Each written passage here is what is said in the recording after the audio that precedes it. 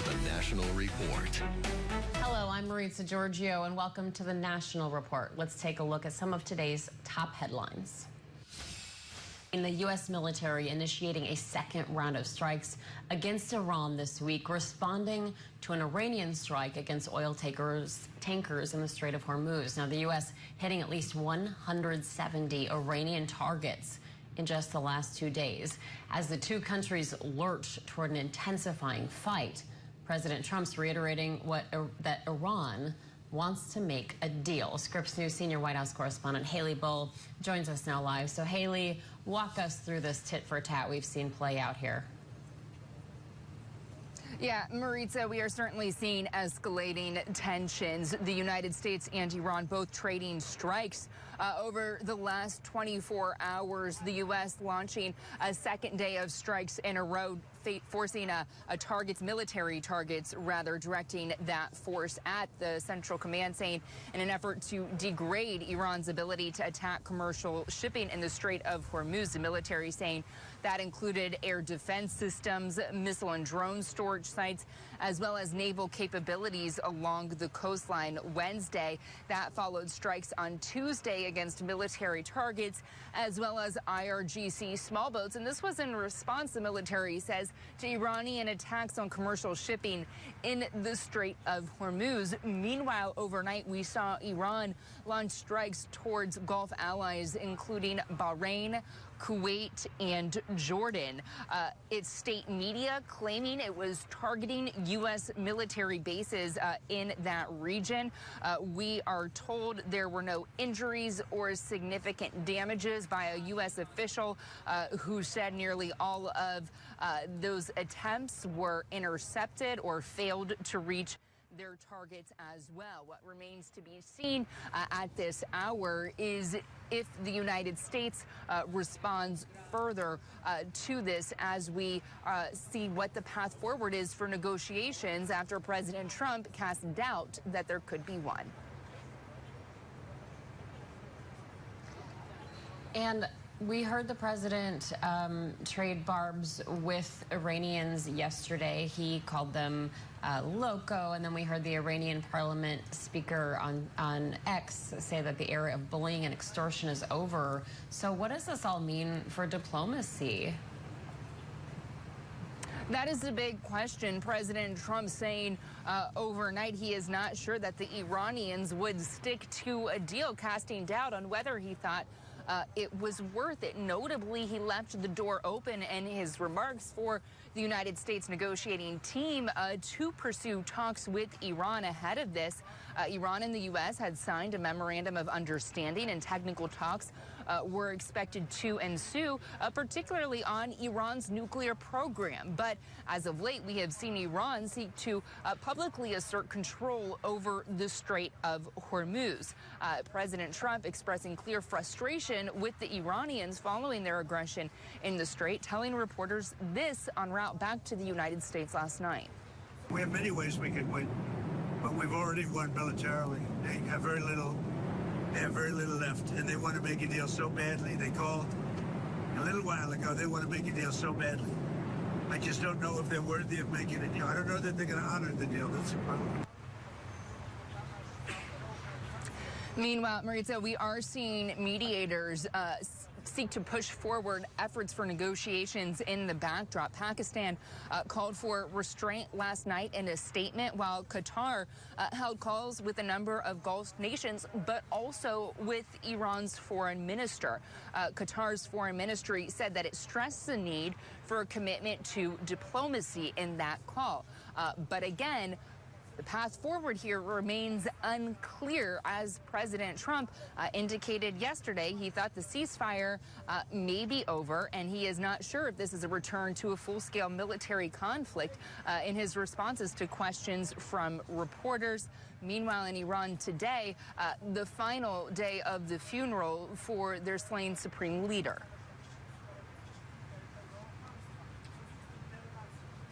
All right, Scripps News senior White House correspondent Haley Bull live for us from the White House. Thank you so much, Haley.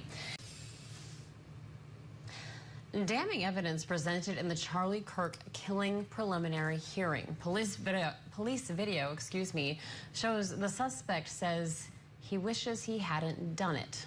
Tyler Robinson is accused of gunning down right-wing activist Charlie Kirk while he was speaking to students on the campus of Utah Valley University last September. And Scripps News senior national correspondent Jay Gray joins us now for details from what has been a very controversial and important day in these proceedings. So Jay, tell us more about that police video.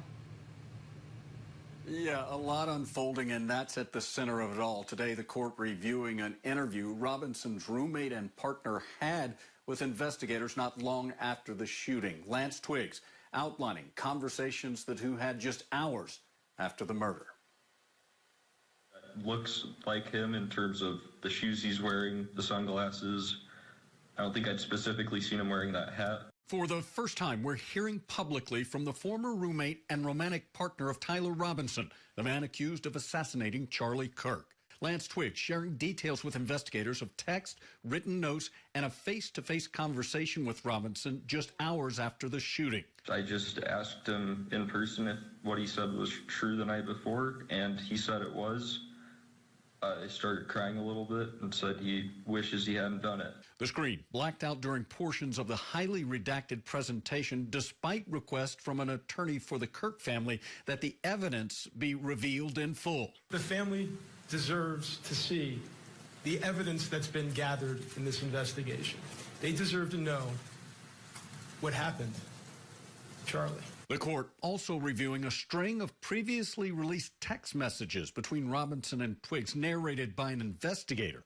The conversation, a key part of the case, with Robinson seeming to acknowledge he carried out the attack. Yeah, and the hearing will continue tomorrow on what is supposed to be its final day. There are at least 3 more witnesses scheduled to testify at this point, though, according to the judge. The pace of these proceedings is a bit behind schedule. Jay, this is a very high-profile case. I don't have to tell you that. A lot of people are watching closely. So if you're reading the tea leaves here, what does all of this lengthy back and forth between prosecutors and the defense tell us about an actual trial? Look, it's a great question. This is a hearing to determine if there's enough evidence to go to trial, which is by most accounts simply a legal formality. I don't think there's anyone who believes there won't be a trial in this case. But with all the extended arguments from both sides over the evidence, I think it can only be seen as a precursor of what will likely be a long, controversial, and at times contentious murder trial. Yeah, I have a feeling a lot of people will be tuning in to that one. Senior national correspondent Jay Gray. I'm Jacob Gartenschwartz here outside the D.C. Superior Courthouse, and coming up soon, what's next for the 3-time U.S. Olympian charged with vandalism at the reflecting pool? Make your way to Jim Norton Chevrolet, located at 3131 North Aspen Avenue in Broken Arrow. From finding you the right vehicle to unbeatable service, our goal is to provide an outstanding customer experience. Your new Chevrolet is in stock and ready to be driven home. Visit us online at jimnortonchevy.com or stop on by to meet our incredible staff to have the best buying experience today. Together, let's drive. The Upshot League is now on Scripps Sports Network, a new professional women's basketball league. This is the league of opportunity, and we are so excited. Watch the Upshot League on Scripps Sports Network. How prepared is your family if disaster shows up at your doorstep? You can't just turn away a natural disaster. That's why it's important to go to ready.gov/plan before they show up. It has the tools and tips you need to make an emergency plan with your family. So if disaster comes knocking, let's go. You'll be ready to help keep your family safe. It's just a pizza. Yes! Make a plan today. Watch live TV for free. Meet Tablo. Access 125 plus free channels, including popular shows, news, and live sports. Plus, you can pause, rewind, and record. Always 0 monthly fees or contracts. Buy now at TabloTV.com or these popular retailers. Athletes Unlimited Softball League is on the Scripps Sports Network. These pros are bringing the heat. Next level power. next level passion. Catch it all right here on Scripps Sports Network. Ion is the home of women's sports. We celebrate the trailblazers, the risk takers, the game changers, and the history makers. Every game, every moment, it's her time on Ion, the home of women's sports. There are moments when it gets scary. You hear shooting down there? And the important thing to do is not panic, be dynamic. They're here improving their skills for how to get through Russian minefields. I love that Scripps News gives me the opportunity to go where the stories are. You meet the most amazing people, everyday individuals whose stories take bravery to tell. These are stories the world should know about. Jason Bellini, Scripps News. Watch Jason Bellini, streaming on Scripps News.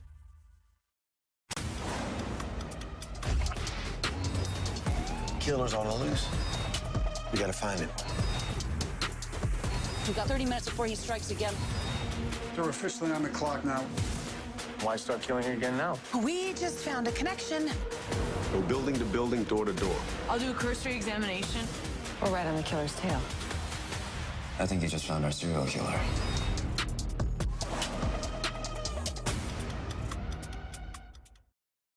You're watching Scripps News, part of the Scripps News Group.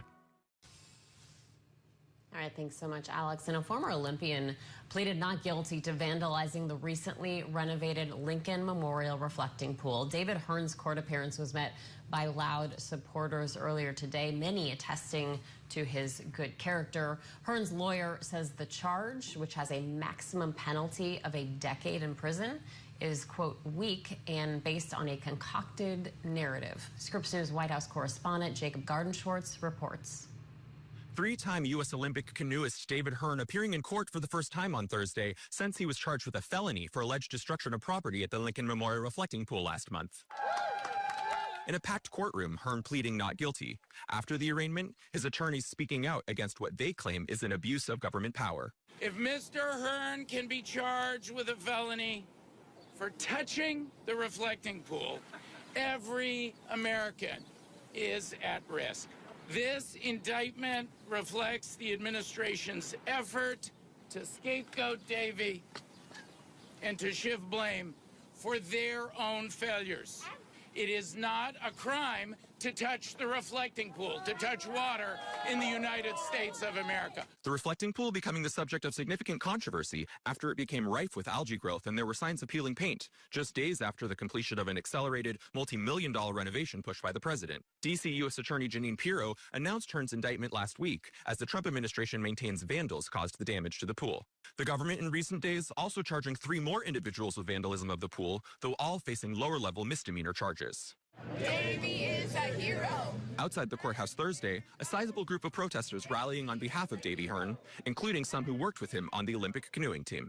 This is someone who cares about his community, cares about federal property, and cares about our country. So the idea that he would be guilty of a felony for destruction of federal property makes no sense. If you know Davy, he's the most humble person, so I suspect he's uncomfortable with the spotlight. He never wanted to be the face of an anti-anything. He just wants to go about doing what he's doing and caring about the community. Hearn was released on his own recognizance with no supervision or conditions required.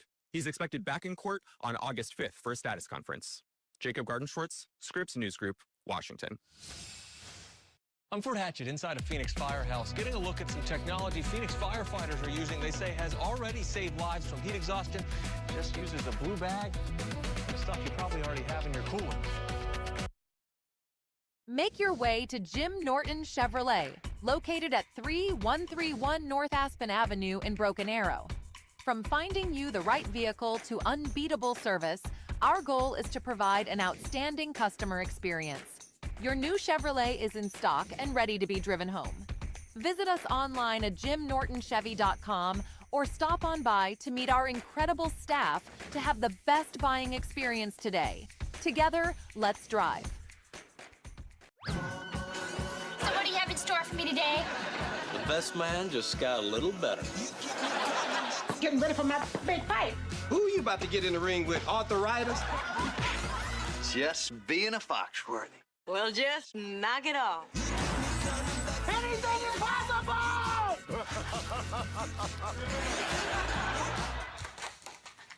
out there to the game. You keep me coming back for more. I didn't hear anybody knock. Shall we proceed? My pa's the best shot in the whole world. Isn't it exciting? They call you the rifle man. Just make it good.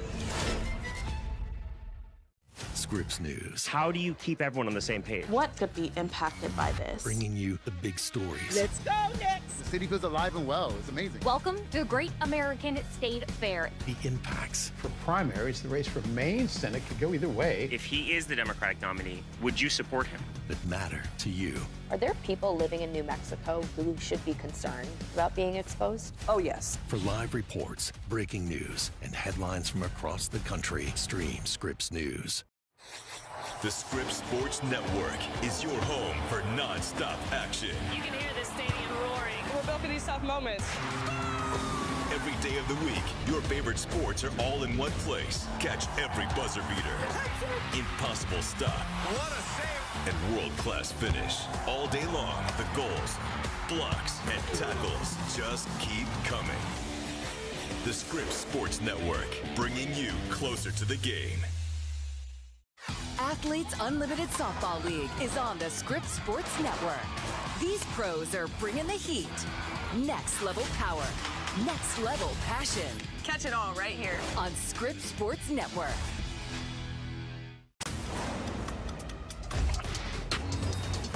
Killer's on the loose. We gotta find him.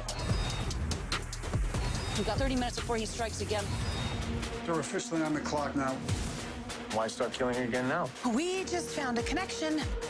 Go building to building, door to door. I'll do a cursory examination. Or right on the killer's tail. I think you just found our serial killer.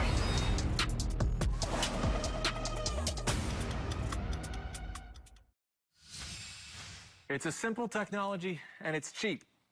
The Phoenix Fire says this ice makes all the difference this time of year in mountain rescues. Under the blistering Arizona sun, firefighters know what they're going to find on these trails. Hikers suffering from heat exhaustion or worse. They have to be over 104 degrees and have an altered level of consciousness. Sometimes that can be unconscious. And when a patient crosses that line, crews go to work in that same heat. Patients running internal temperatures as high as 109. Their mission is clear. Our goal is to get this patient below 101 degrees when we transfer care to the hospital. And the equipment that gets them there? A blue bag and ice. It's a simple system. You have your 8 to 10 bags of ice. You're putting that patient there. You're rapidly cooling their body down. We're seeing the results where these patients are actually talking to us by the time that they get to the hospital after being unconscious. In 2025, Phoenix responded to more than 200 mountain rescues. The city says that number has improved since it started closing trails at Piestewa, Camelback, and South Mountain from 8 to 5 p.m. on extreme heat warning days like Wednesday. Now, at many of those trailheads, ice chests stocked and waiting for rescue crews. This isn't the most advanced scientific technology. It looks pretty simple, right? But it makes a big difference. It's a plug-and-play system. We have our ice, we have our bag, our patient, and we're transported to the hospital. It's been turned out, it is absolutely life-saving. Fort Hatchett, Scripps News Group. Small business owners here in the mountain towns of Westcliff and Silvercliff want people to know they are open for business. July is typically their busiest month of the year, and the summer months carry them through the winter. Well, this July has been very slow. That's because of the Aspen Acres fire happening on the very east side of the county. Amazing mountain views and 4 days of live music. Setup is happening for the 23rd High Mountain Hay Fever Bluegrass Music Festival in Westcliff. And we raise money for children's health charities here in the Wet Mountain Valley. This is one of many events this month that local businesses count on for a boost. July is usually our busiest. Our busiest month is July. So I'm not sure if it will be this year. We earn our money during July to survive the winter months up here. Only this view from the Pueblo side of the mountains, along with the closure of Highway 96, put the music festival in question and slowed traffic to town. It's been a tense week because people are concerned about the fire that's just over the mountains. It seems like they're having some success with it, but we hold our breath a little bit. Yes, it's definitely important. I mean, a lot of times we'll get people that are coming through and don't even realize, oh, there's a little town here.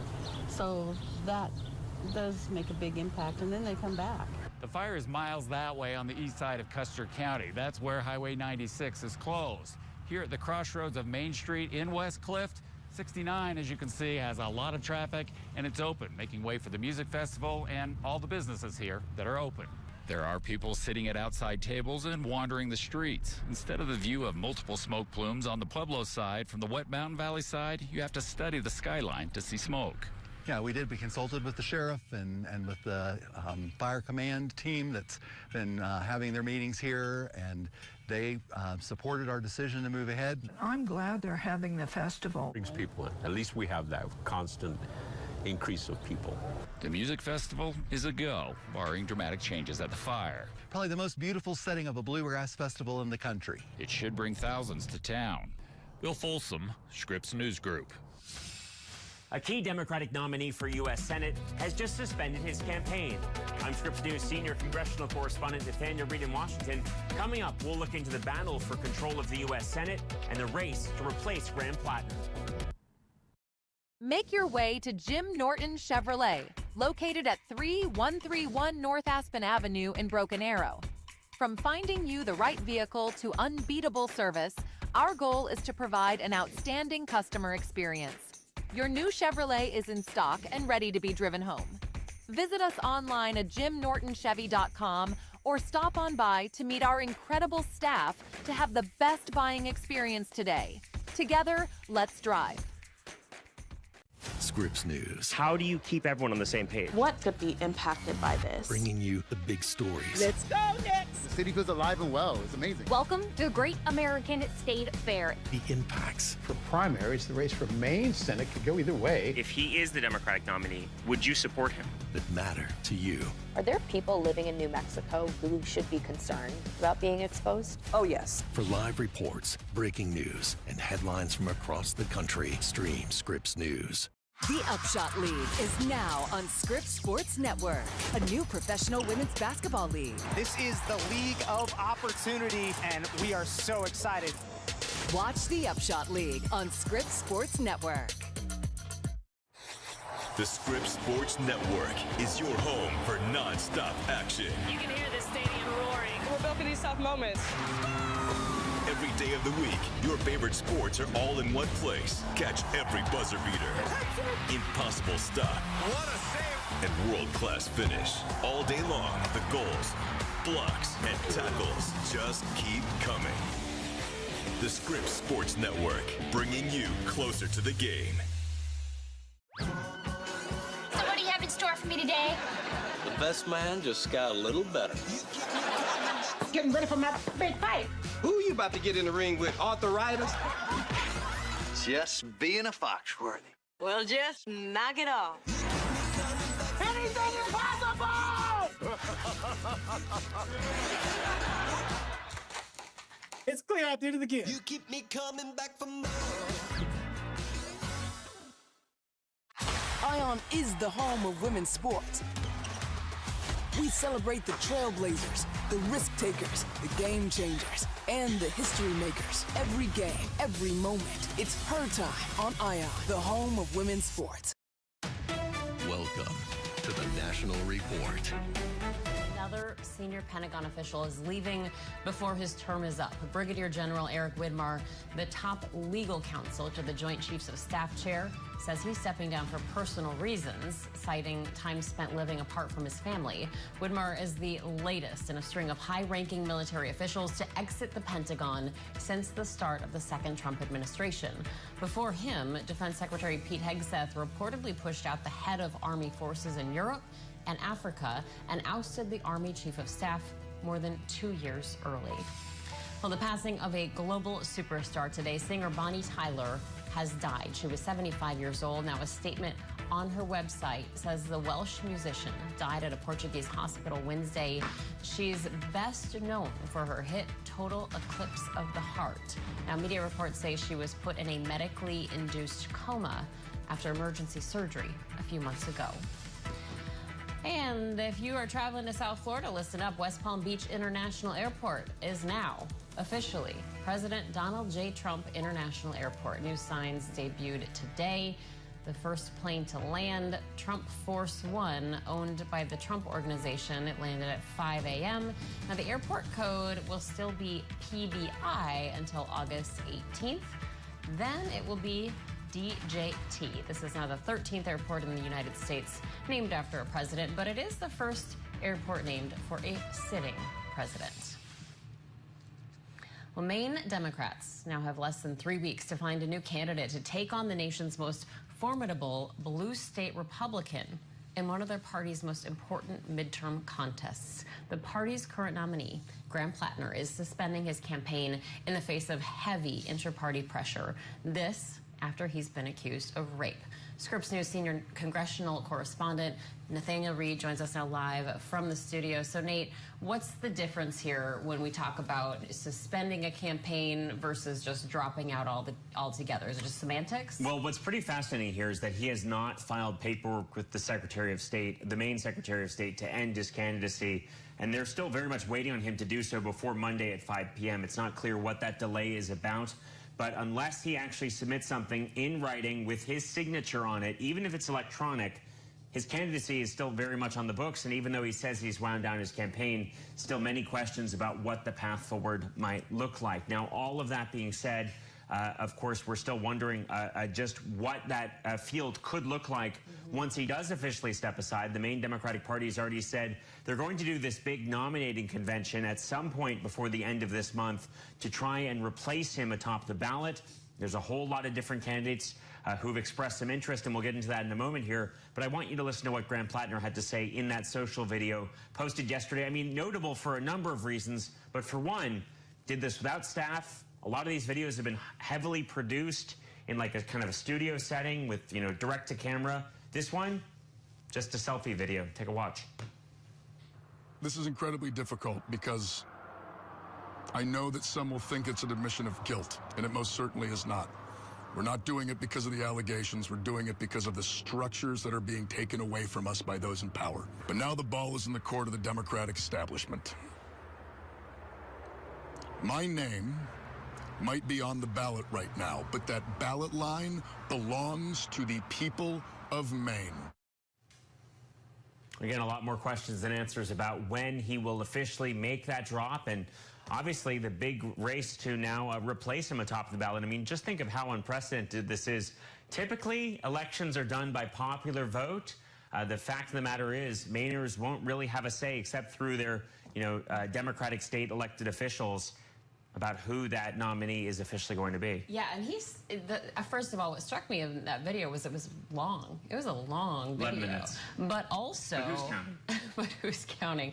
But also that he continues to say, he wants to say it in who it is. He wants it to be somebody who's like him or reflects his viewpoints. But let's talk about the who, right? Because we joked yesterday about people putting up names like Martha Stewart, but who's really viable at this point? Well, quite a laundry list of candidates. 8 so far have expressed interest. Just to give you a sense of how many that is, let's show those names up on your screen there. We've got a beer company owner, Troy Jackson, former state Senate Democratic Majority Leader, Nirav Shah, who was a state health official, Shenna Bellows, who actually ran for U.S. Senate against Susan Collins in 2014 and got trounced, Dan Kleben, of course, the Maine beer company owner, state rep, Valley Geiger, Jordan Wood, who ran unsuccessfully for the 2nd Congressional District, the Democratic nomination there, Paige Loud and David Costello, also veterans of statewide, or rather big races in the state in the past as well.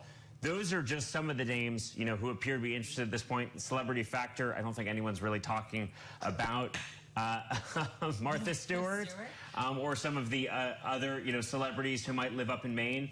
But, I mean, this is really the grouping of Democrats who have expressed some interest or have had their names floated out there as potential people to become the new Democratic nominee for Senate.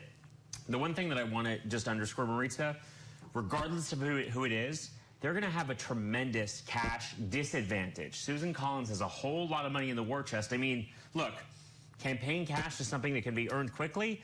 If they announce a new nominee and Democrats across the country rally around that person, they get him out there in friendly media, I mean, they could have, millions in their campaign accounts effectively overnight. But still, Susan Collins, I believe she's got reportedly roughly $10 million cash on hand. Way less for Democrats right now, so serious concerns about just how they make up that cash grab. Susan Collins, again, this is a Democrat state for the most part. It's a state that goes for Democrats for president every single time. Susan Collins is a strong candidate. She's a moderate Republican. She's voted against President Trump at points in the past. She can point to some of those fracture points that she has with the president. Still, she's been able to hang on before. And by the way, I just want to update you literally live on the air here. I've just emailed the Secretary of State's office, the Deputy Secretary of State for Communications, telling me in the last 30 seconds there is no update on Graham Plattner's withdrawal from the race. So they're still waiting to officially receive that paperwork. How come I'm not hearing Stephen King's name floated out there, Nate? I mean, we're talking about Martha, Stephen King, too. All right, Scripps News. Something out of a horror film. That's right. Probably, yeah, for a lot of people.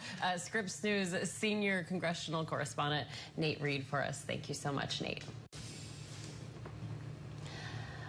Well, Graham Plattner's political life has been mired in a drip, drip, drip of controversies. Ex-girlfriend's claims, disturbing social media posts from the past, a tattoo linked to Nazi symbolism, and now these new allegations of sexual assault. And it's important to note that Plattner maintains his innocence and says these allegations are false. One of the people who liked and appreciated Plattner is Emily Settle-Braun. She dated Plattner a decade ago and had since enjoyed a kind and warm friendship with him. And in an opinion piece published in Newsweek, she writes, quote, "Until this week, I was a supporter. I believed he could be the kind of plain-spoken, populist, progressive, Mamdani for Maine candidate that our party is starving for. And I believe Jenny Roscoe and Lindsay Fifield. I want to leave those two sentences sitting next to each other because the discomfort between them is the whole point." And Emily Settle-Braun joins us now, live now. So, Emily, thanks for being with us. Let's start by talking about that discomfort. Plattner's campaign said some of these allegations were made by a woman who worked on Republican campaigns. You are also a Democratic strategist and a progressive. So is that part of why you felt the need to say something? It is, mostly because I think this is not just a problem that exists in a vacuum. This is a problem in the Democratic Party. This is a problem in progressive spaces. This is a problem in Republican spaces. This is a problem with men.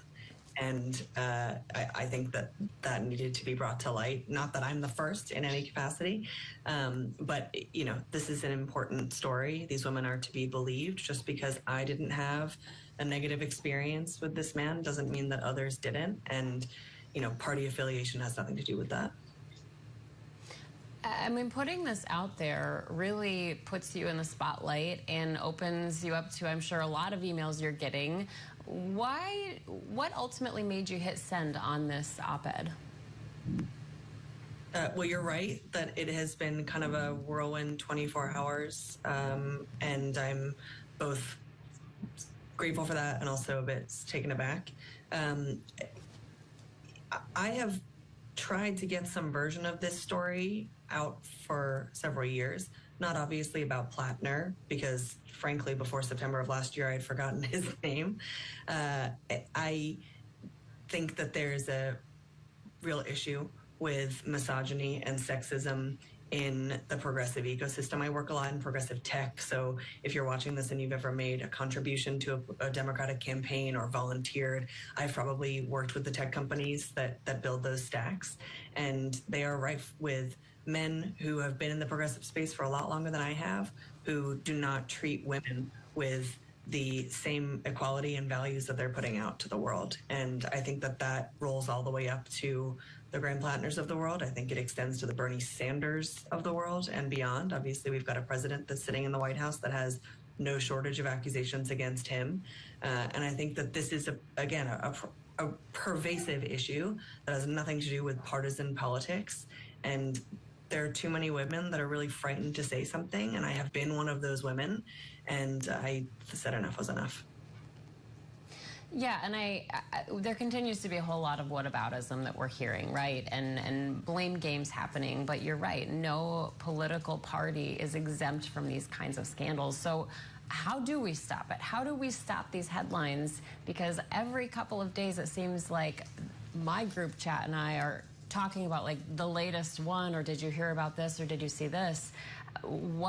How do we stop this?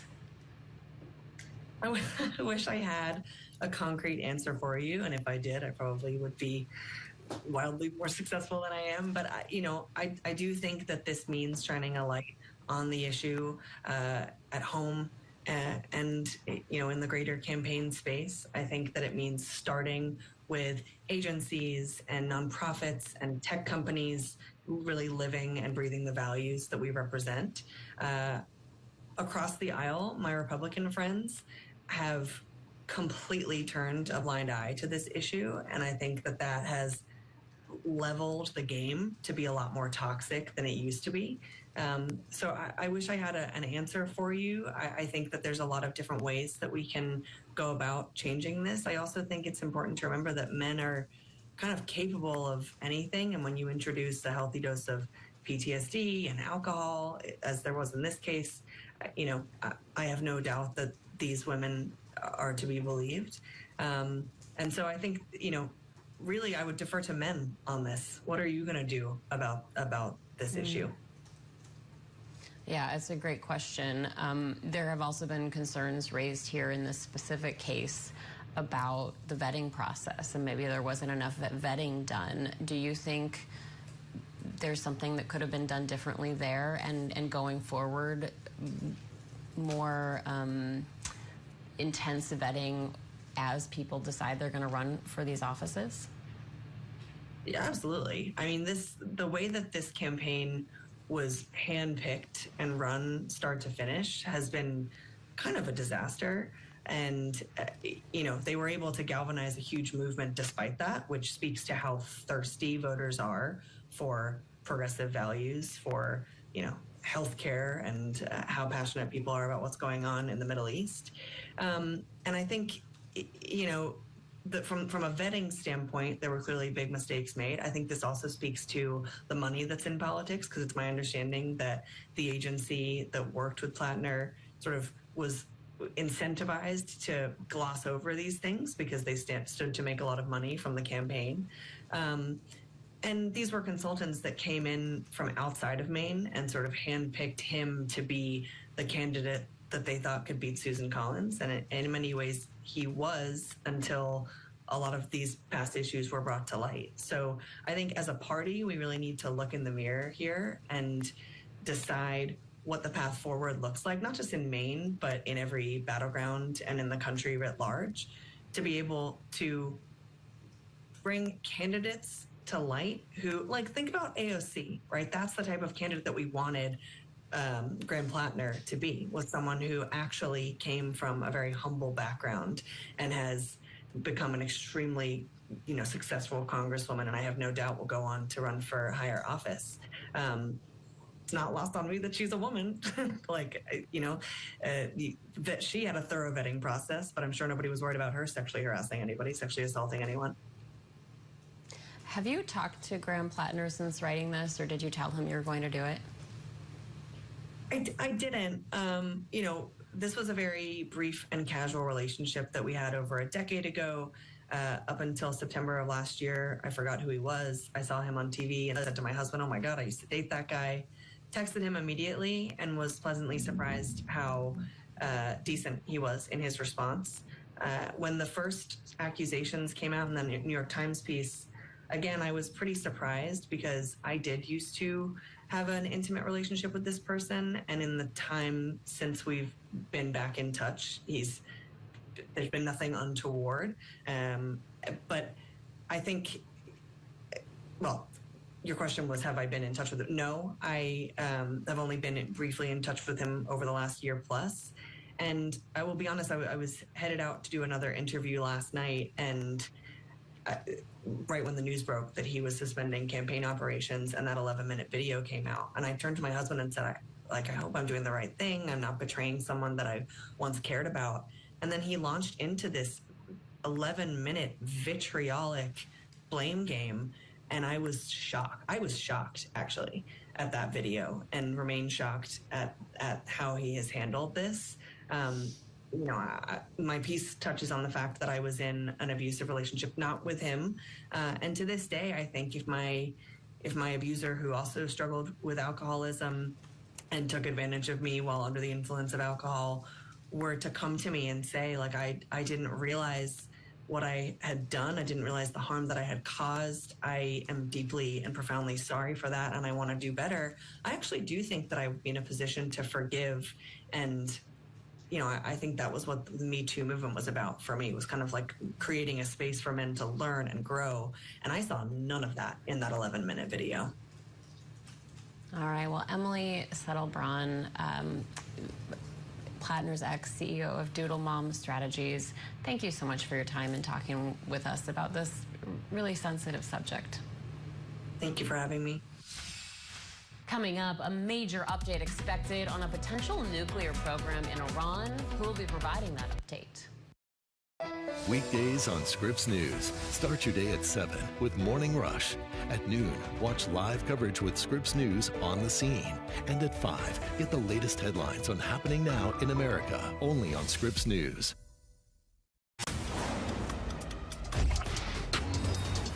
Killer's on the loose. We gotta find him. We've got 30 minutes before he strikes again. They're officially on the clock now. Why start killing her again now? We just found a connection. Go building to building, door to door. I'll do a cursory examination. We're right on the killer's tail. I think you just found our serial killer.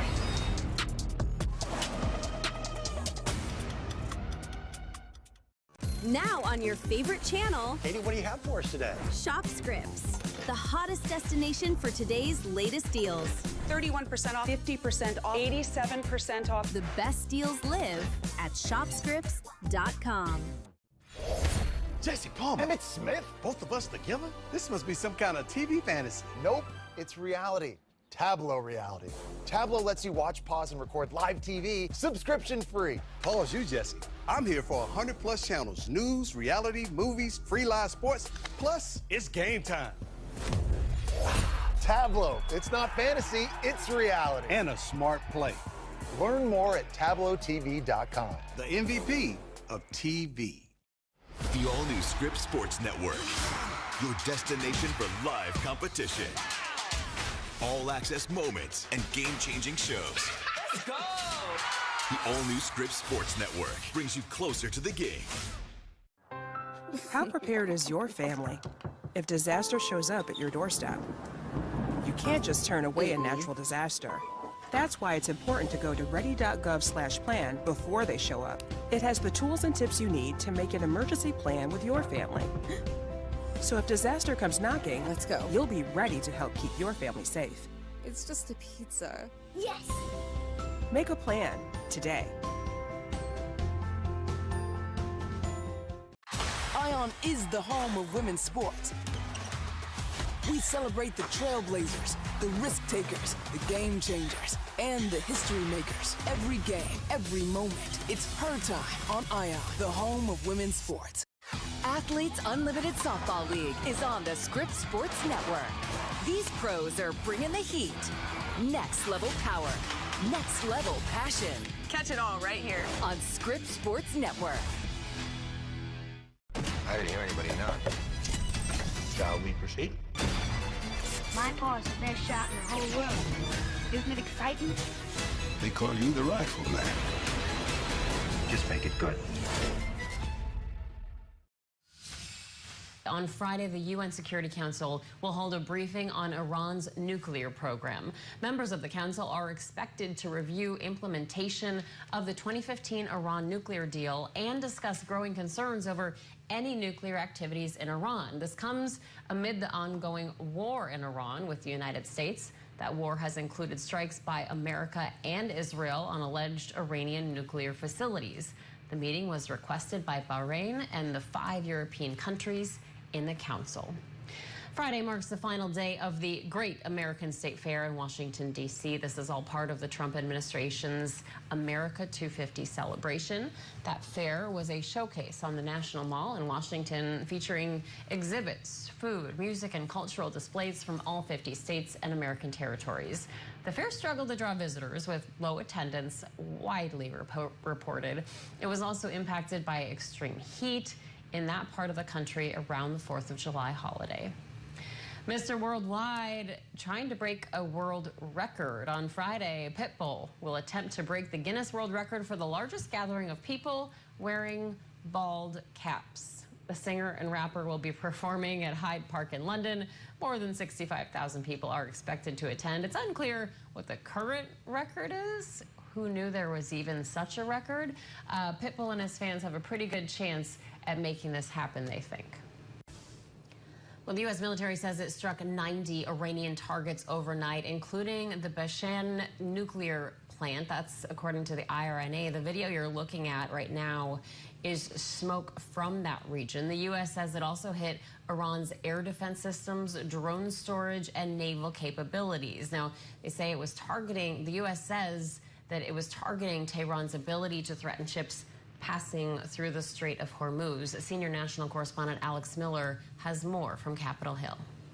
For the second day in a row, the United States carrying out strikes in Iran, effectively ending the fragile ceasefire that had been in place and increasing concerns about an escalating war.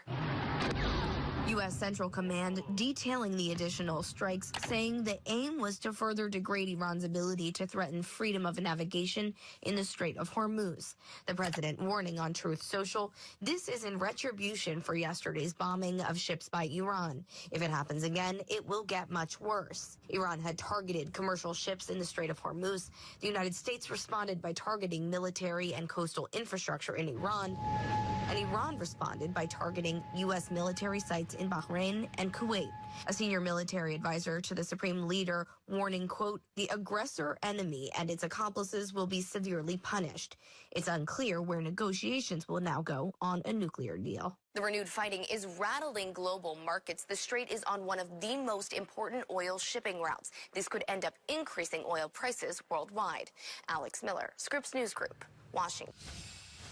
Still ahead, AI raising tech prices all over the country. We're speaking with an expert on how you can keep costs down.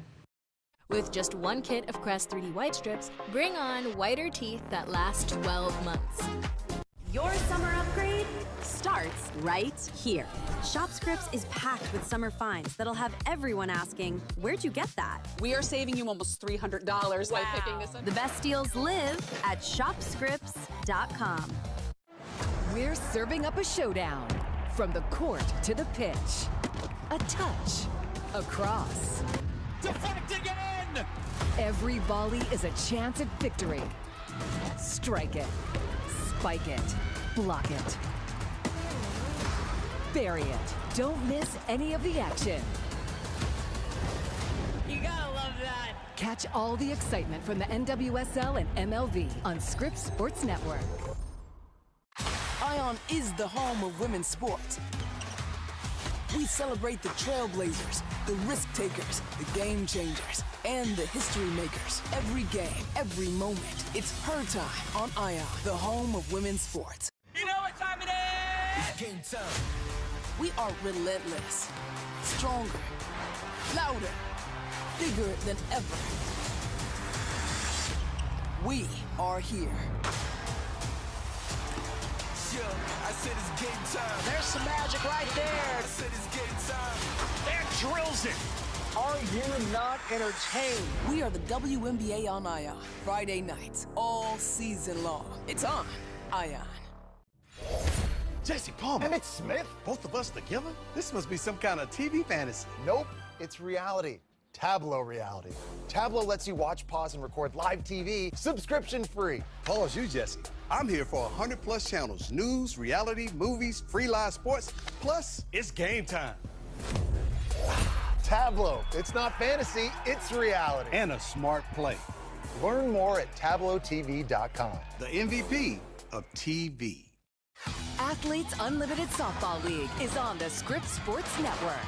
These pros are bringing the heat. Next level power. Next level passion. Catch it all right here on Scripps Sports Network. Scripps News. How do you keep everyone on the same page? What could be impacted by this? Bringing you the big stories. Let's go next. The city feels alive and well. It's amazing. Welcome to Great American State Fair. The impacts. For primaries, the race for Maine Senate could go either way. If he is the Democratic nominee, would you support him? that matter to you. Are there people living in New Mexico who should be concerned about being exposed? Oh, yes. For live reports, breaking news, and headlines from across the country, stream Scripps News.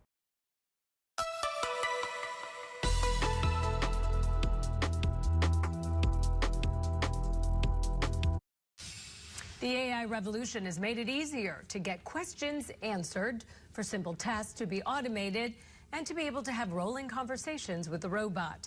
It's also dramatically raised prices for tech products, everything from hard drives, computers, and little flash drives as AI companies snap up memory. In response, Apple recently raised prices for a slew of products, but not the iPhone. Analysts expect that to happen in September, when Apple introduces new iPhones. So, what to do? Should you buy a new iPhone now before the prices go up? Well, who better to ask than our tech and travel contributor, Jefferson Graham, for the answers. Hey, Jeff, good to see you. Same here. Hi, Holly. Okay, so what to do? Do we buy now? Do you wait? What do you recommend? Every summer, I always tell people don't buy a new phone during the summer because you want to see what the new phone will be like in just 2 months from now, because they traditionally introduce them right after Labor Day. So my tip this year: buy it on Labor Day weekend. Buy the 17 Pro, which is the best phone they've ever made, and hold on to it. You have 2 weeks to return it to Apple.